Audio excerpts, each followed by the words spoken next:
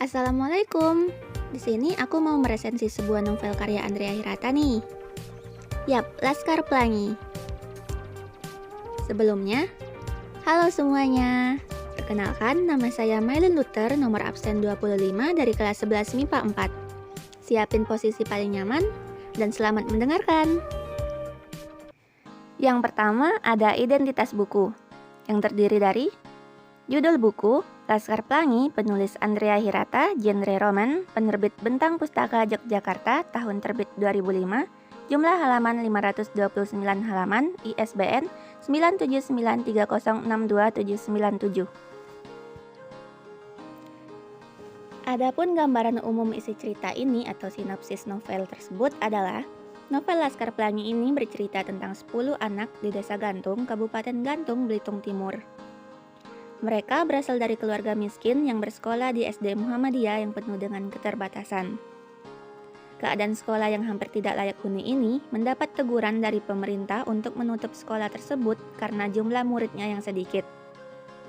Waktu itu, sekolah nyaris ditutup karena pada saat penerimaan peserta didik baru, hanya 9 orang siswa sedangkan sekolah membutuhkan 10 murid untuk tetap berlanjut.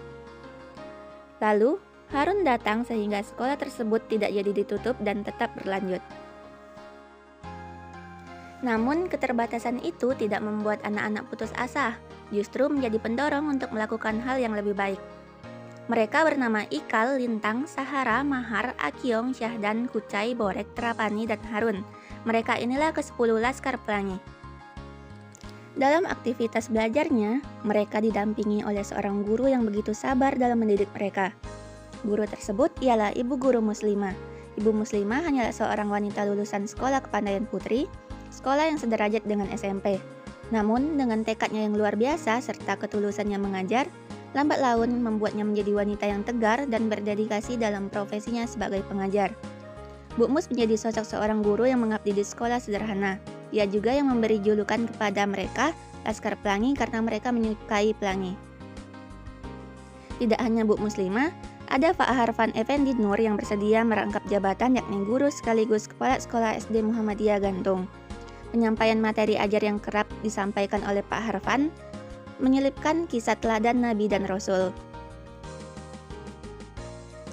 Mereka selalu melewati hari-hari yang menyenangkan, menangis dan tertawa bersama. Berbagai kisah mengharukan, dramatis, emosional dan bahagia mereka lalui bersama.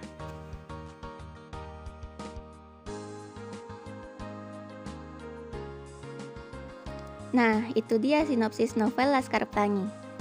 Saya mau berbagi bab yang menurut saya menarik nih. Di sini saya memilih bab 25 dengan subjudul Rencana B.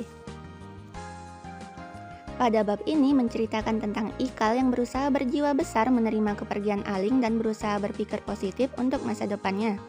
Ia mulai rajin membawa buku yang membangun agar dapat bangkit dari keterpurukan dan mulai membangun rencana.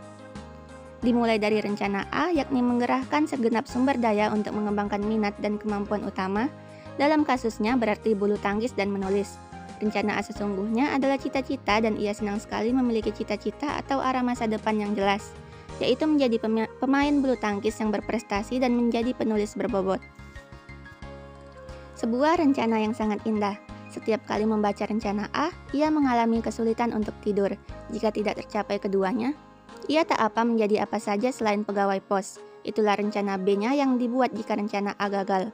Ia menghabiskan banyak waktu untuk membuat rencana B ini agar sebaik rencana A. Hal menarik pada bab ini adalah banyaknya kata-kata pembangun yang memotivasi pembaca dan kiasan tentang cinta yang membuat seseorang berjiwa besar untuk menerima dan melihat ke belakang untuk mengevaluasi hidup. Kekurangan dan kelebihan setelah saya membaca novel ini adalah kelebihannya. Kisah pada novel dikemas dengan indah sehingga membuat pembaca terharu secara emosi, mampu merasakan semangat yang membara dari para tokoh Laskar Pelangi.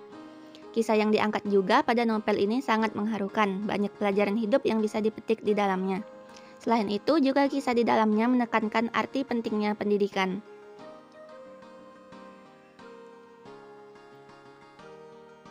Sedangkan kekurangannya, banyak digunakan nama-nama ilmiah maupun bahasa yang tidak familiar bagi masyarakat.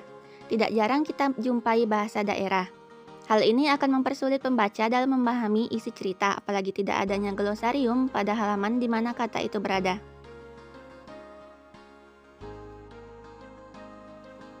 Jadi, dari ulasan singkat mengenai novel Laskar Pelangi ini tentunya dapat diambil banyak kesimpulan, yakni tentang ketabahan dalam menjalani hidup, pentingnya pendidikan, serta untuk selalu bersyukur terhadap kehidupan.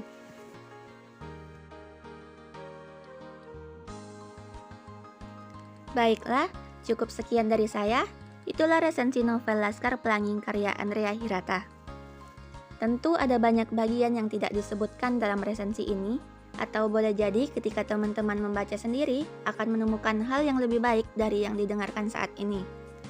Buku ini sangat saya rekomendasikan untuk dibaca karena berisi nilai moral terhadap diri sendiri meliputi nilai integritas, ikhlas, tanggung jawab, kepemimpinan, perjuangan hidup, dan kesungguhan menuntut ilmu, maupun nilai moral terhadap orang lain atau lingkungan meliputi nilai persahabatan dan tolong-menolong.